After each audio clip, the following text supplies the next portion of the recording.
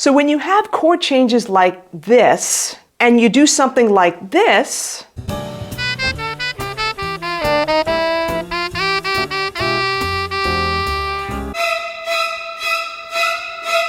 you're probably making this one huge mistake when you're spelling your chords. Watch this video to find out what it is and how to avoid it.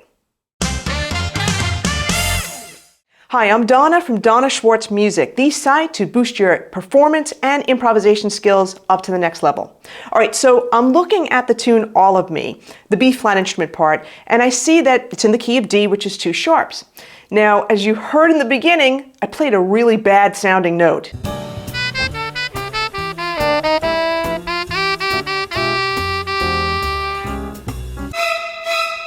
Let's take a look at the chords. As I'm spelling out the chords, the D6, that's easy. All those notes fit within the key signature. It's just D, F sharp, A, and B. The next chord is F sharp 7.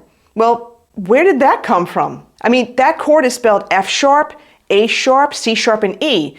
But it can't be A sharp, right? That doesn't fit the key signature. So it has to be F sharp, A, C sharp, E, right? No, it's not. You see, most people believe that when they spell chords, they have to follow the key signature of the song. But you just saw one example where you really can't do that. If I play All of Me and I play an A natural in that second chord, that F sharp 7, because it followed the key signature, oh, that was my thinking, it would sound like this.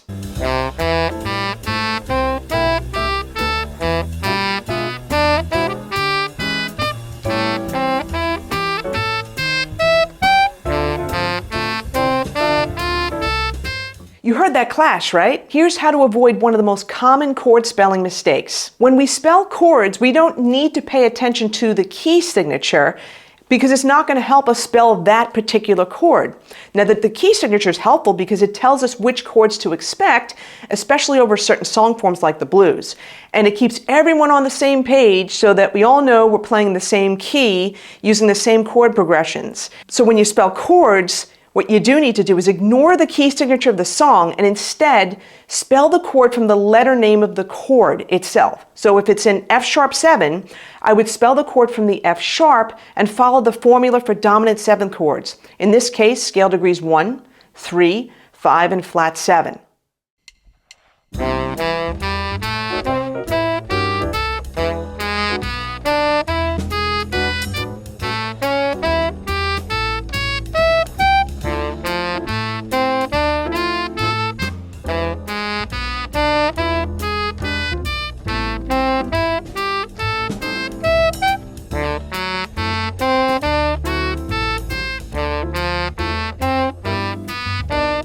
But there's one more thing that will be helpful for you to know. Now, before we get there, was this helpful so far? If it was, smash that like button and let me know in the comments below by typing the word helpful.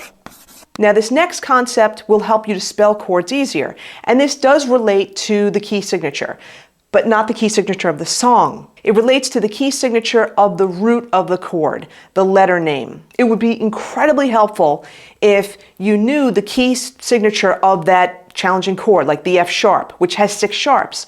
So you could spell the chord quicker by knowing the 3rd, the 5th, and the lowered 7th in that key. So your next best step would be to scan through the chords in the song that you're working on and identify the ones that seem out of place. Figure out the key signatures for the letter names of those chords so you could spell them out correctly. I hope this video gives you clarity about spelling chords. Now, if you don't have much experience spelling out chords, check out my brand new Ultimate Chord and Chord Scale Speller course, where you get access to a simple, easy-to-use online tool that spells out all the most commonly used chords. And as part of that tool, I also list out possible chord scale choices for each chord.